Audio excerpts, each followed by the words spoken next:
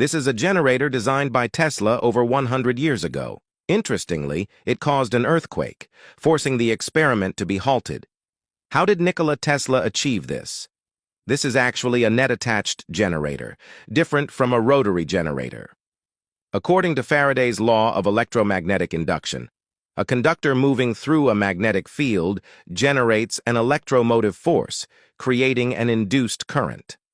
Tesla replaced the permanent magnet with an electromagnet and wound a copper coil around the end of the net-attached steam engine's piston rod. Next, let's look at the working principle of the steam engine. First, high-temperature, high-pressure steam enters from the right end.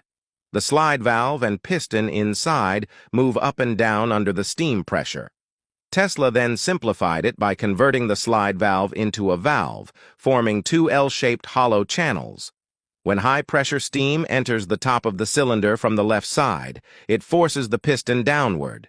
Then, the right side connects, and the steam reaching the bottom forces the piston upward.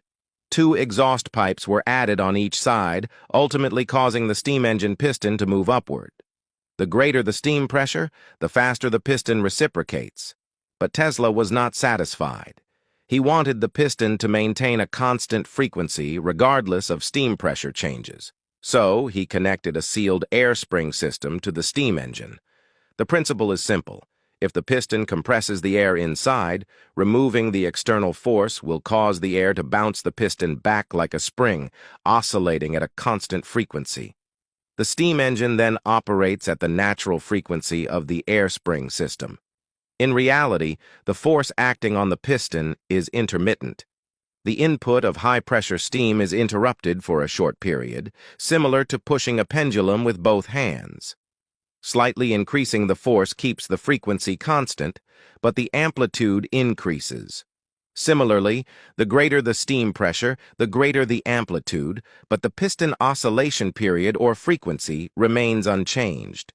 Ultimately, the entire system operates at the same frequency, outputting alternating current at a constant frequency.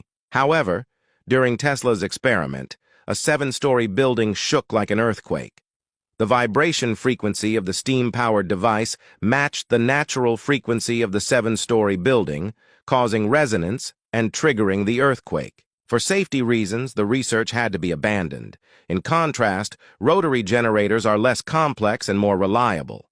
Tesla's generator was eventually phased out, but its principles can be applied to geodynamics research. Any invention that benefits humanity is great. Like and follow for more informative videos.